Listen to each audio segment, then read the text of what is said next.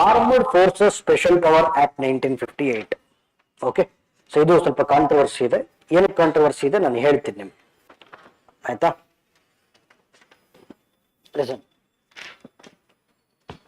Listen here. AFSPA ಕಾಯ್ದೆ ಅಂತ ಕರಿತೀವಿ. ಆಫ್ಸ್ಪಾ ಕಾಯ್ದೆ, armed forces special power act 1958. ಈ ಕಾಯ್ದೆ ಮೊಟ್ಟ ಮೊದಲ ಬಾರಿಗೆ ಬಂದಿದ್ದು 1942ರಲ್ಲಿ. ಯಾವಾಗ ಗಾಂಧೀಜಿಯವರು ಕ್ವಿಟ್ ಇಂಡಿಯಾ ಚಳವಳಿ ಶುರು ಮಾಡ್ತಾರಲ್ಲ, ಆ ಕ್ವಿಟ್ ಇಂಡಿಯಾ ಚಳವಳಿ, ಭಾರತವನ್ನ ಬಿಟ್ಟು ತೊಲಗಿ ಆಂದೋಲನ, okay, so quit India movement ಅನ್ನ ಸಪ್ರೆಸ್ ಮಾಡ್ಲಿಕ್ಕೋಸ್ಕರ ಬ್ರಿಟಿಷ್ ತಂದಂತ ಕಾನೂನು, ಆಯ್ತಾ? ಹಂಗಾಗಿ ಇದು ಒಳ್ಳೆ ಉದ್ದೇಶ ಸರಿ ಇಲ್ಲ ಅಂತ ಹೇಳಿ 1947 ಅಲ್ಲಿ ಕಾಯ್ದೆಯನ್ನು ತೆಗೆದು, ಓಕೆ, ಚೇಂಜ್ ಮಾಡ್ಬೇಕಾ? ಹಾ ಸರಿ, ಈ ಕಾಯ್ದೆಯನ್ನ ತೆಗೆದು, ಬಟ್ ಆಮೇಲೆ ಭಾರತ ಸರ್ಕಾರಕ್ಕೆ ಅನಿಸ್ತು ಇಲ್ಲ, ಕೆಲವೊಂದು ಬಾರಿ ಇಂಥ ಕಠಿಣ ಕಾನೂನುಗಳು ಬೇಕಾಗತ್ತೆ. ಅವಾಗ 1958ರಲ್ಲಿ ಪ್ರೆಸಿಡೆಂಟ್ ಮುಖಾಂತರ, ಅಂದ್ರೆ ಒಂದು ಸುಗ್ರೀವಾಜ್ಞೆಯನ್ನ ತಂದು, ಆರ್ಡಿನೆನ್ಸ್ ಸುಗ್ರೀವಾಜ್ಞೆಯನ್ನ ತಂದು ಈ ಕಾಯ್ದೆಯನ್ನ ಮರುಸ್ಥಾಪಿಸಲಾಯಿತು. ಪ್ರಾರಂಭ ಈ ಕಾಯ್ದೆ ಏನ್ ಹೇಳುತ್ತೆ ಬರ್ತೀನಿ, ಪಾಯಿಂಟಿಗೆ ಬರ್ತೀನಿ. ಸೊ ಕಾಯ್ದೆ ಶುರುವಾಗಿದ್ದು, ಈ ಕಾಯ್ದೆ ಫಸ್ಟ್ ಟೈಮ್ ಬಂದಿದ್ದು 1942 at the time of quit India movement. But ಉದ್ದೇಶನೇ ಸರಿ ಇರಲಿಲ್ಲ ಅನ್ನೋ ಕಾರಣಕ್ಕೋಸ್ಕರ 1950ರಲ್ಲಿ ಈ ಕಾಯ್ದೆನ ರಿಪೀಲ್ ಮಾಡಿದ್ರು. ಬಟ್ 58ರಲ್ಲಿ ಮತ್ತೆ ಸುಗ್ರೀವಾಜ್ಞೆಯ ಮೂಲಕ ಈ ಕಾಯ್ದೆನ ಮರುಸ್ಥಾಪನೆ ಮಾಡಿದ್ರು. ಏನ್ ಹೇಳುತ್ತೆ ಇದು? ನೋಡಿ,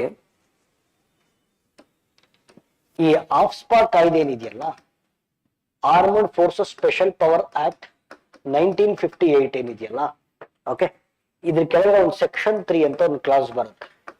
ಸೆಕ್ಷನ್ ಸಮೇತ ಇಂಪಾರ್ಟೆಂಟ್. ಇದು ಕೇಂದ್ರ ಸರ್ಕಾರ ಆಗಿರ್ಬೋದು ಅಥವಾ, ಪ್ಲೀಸ್ ಲಿಸನ್, ಕೇಂದ್ರ ಸರ್ಕಾರ ಆಗಿರ್ಬೋದು ಅಥವಾ ಆ ಸ್ಟೇಟ್ ನ ಗವರ್ನರ್ ಆಗಿರ್ಬೋದು, ಅವರಿಗೆ ಇಡೀ ರಾಜ್ಯವನ್ನ ಅಥವಾ ರಾಜ್ಯದ ಒಂದು ಭಾಗವನ್ನ ಡಿಸ್ಟರ್ಬ್ಡ್ ಏರಿಯಾ ಅಂತ ಘೋಷಣೆ ಮಾಡೋದಕ್ಕೆ ಅವಕಾಶ ಕೊಡುತ್ತೆ. ದಿನ ಕೇಳಿಸ್ಕೊಳ್ಳಿ. ಆಫ್ಸ್ಪಾ ಕಾಯ್ದೆ ಕೆಳಗಡೆ ಸೆಕ್ಷನ್ 3 ಅಂತಿದೆ. ಆ ಸೆಕ್ಷನ್ 3 ಕೇಂದ್ರ ಸರ್ಕಾರ ಅಥವಾ ಆ ರಾಜ್ಯದ ರಾಜ್ಯಪಾಲರು, ಇನ್ನೇನು governor is appointed by central government, yes or no? Central government ಆಗಿರ್ಬೋದು ಅಥವಾ ಆ ಸ್ಟೇಟ್ ನ ಗವರ್ನರ್ ಆಗಿರ್ಬೋದು, ಅವರು ಇಡೀ ರಾಜ್ಯವನ್ನ ಅಥವಾ ರಾಜ್ಯದ ಒಂದು ಭಾಗವನ್ನ ಡಿಸ್ಟರ್ಬ್ಡ್ ಏರಿಯಾ ಅಂತ ಘೋಷಣೆ ಮಾಡಬಹುದು. ಹಾಗಾದ್ರೆ what is disturbed area?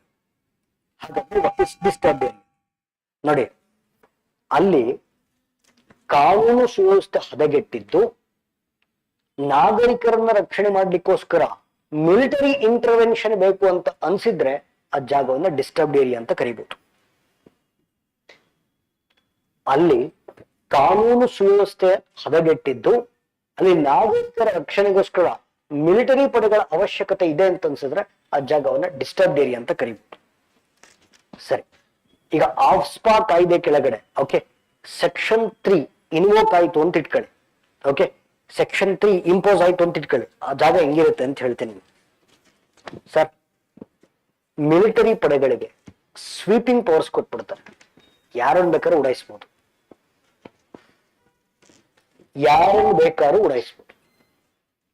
Open fire, ಯಾರನ್ನು ಬೇಕಾದ್ರೂ ಸಾಯಿಸ್ಬೋದು.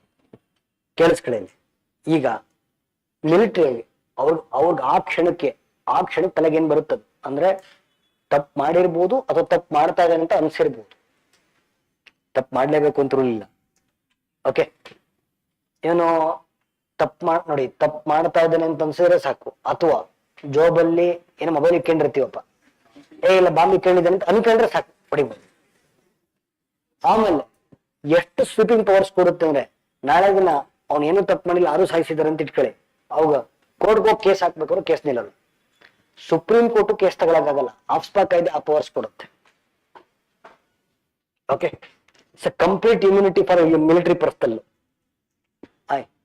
ಯಾರ ಮನೆಗೆ ಬೇಕಾದ್ರೂ ನುಗ್ಬೋದು without search warrant. Arrest warrant ಬೇಕಿಲ್ಲ, ಸರ್ಚ್ ವಾರೆಂಟ್ ಬೇಕಿಲ್ಲ. ಯಾರ ಮನೆಗೆ ಬೇಕಾದ್ರೂ ನುಗ್ಬೋದು, ಯಾರನ್ನ ಬೇಕಾದ್ರೂ ಸಹಿಸ್ಬೋದು. ಡೌಟ್ ಬಂದ್ರೆ ಸಾಕು, ಆಯ್ತಾ? ಈಗ ಹೇಳಿ, ಎಲ್ಲ ಒಂದ್ ಕಡೆ ಕಾನೂನು ಆಫ್ಸ್ಪಾ ಕಾಯ್ದೆ ಅಂತ ಈ ಕಾನೂನುಗಳು ಡೈರೆಕ್ಟ್ ನೋಡಿ ನಮ್ದು ಫಂಡಮೆಂಟಲ್ ರೈಟ್ಸ್ ನ ವೈಲೇಟ್ ಮಾಡ್ತಾವೋ ಇಲ್ಲ? ಮಾತಾಡಿ ಸರ್. ಹ್ಯೂಮನ್ ರೈಟ್ಸ್ ನ ವೈಲೇಟ್ ಮಾಡ್ತಾವೋ ಇಲ್ಲ? ಅದು ಇಂಥ ಕಾನೂನು ತಂದಿದ್ದು ಬ್ರಿಟಿಷರು ಯಾವಾಗ? ಕ್ವಿಟ್ ಇಂಡಿಯಾ ಮೂವ್ಮೆಂಟ್ ಟೈಮಲ್ಲಿ. ಬಟ್ ಏನು ಮಾಡಕ್ಕಾಗಲ್ಲ, ಕೆಲವು ಭಾಗದಲ್ಲಿ ಇಂಥ ಕಾನೂನುಗಳು ಬೇಕಾಗ್ತವೆ. ಫಾರ್ ಎಕ್ಸಾಂಪಲ್, ಜಮ್ಮು ಕಾಶ್ಮೀರದಲ್ಲಿ ಟೆರರಿಸ್ಟ್ ಪ್ರೋನ್ ಏರಿಯಾಸು, ಎಸ್ಆರ್ನು ಮಾತಾಡ್ರಿ. ಮತ್ತೆ ಈಗ ಇದರಲ್ಲಿ ಈಶಾನ್ಯ ಭಾರತದಲ್ಲಿ ನಕ್ಸಲರಿದ್ದಾರೆ, ಕಮ್ಯುನಿಸ್ಟರಿದ್ದಾರೆ, ನಕ್ಸಲರಿದ್ದಾರೆ.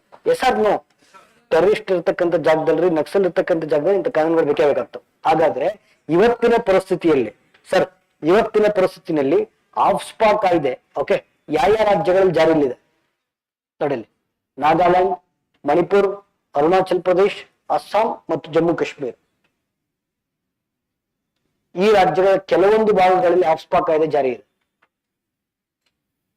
ಆಯ್ತಾ? ಸೊ ಅಮಿತ್ ಶಾ ಹೇಳಿದ್ರು 2027ಕ್ಕೆ ಭಾರತ ಸರ್ಕಾರ ಎಲ್ಲಾ ರಾಜ್ಯಗಳಿಂದ ಆಫ್ಸ್ಪಾ ಕಾಯ್ದೆನ ಹಿಂದೆ ತೆಗಿತೀವಿ ಅಂತ. ಆದ್ರೆ ಭಾರತ ಟೆರರಿಸ್ಟ್ ಫ್ರೀ ನೇಷನ್ ಆಗುತ್ತೆ, ನಕ್ಸಲ್ ಫ್ರೀ ನೇಷನ್ ಆಗುತ್ತೆ, ಪ್ರತ್ಯೇಕವಾದಗಳಿಂದ ಮುಕ್ತವಾಗುತ್ತೆ, ಕೋಮುವಾದಗಳಿಂದ ಮುಕ್ತವಾಗುತ್ತೆ ಅಂತ ಒಂದು ಸಂದೇಶ ಕೊಟ್ಟಿದ್ರು. ಸೊ ಫಾರ್ ದಾಟ್ ರೀಸನ್ ಈ this law is in news. AFSPA ಕಾಯ್ದೆ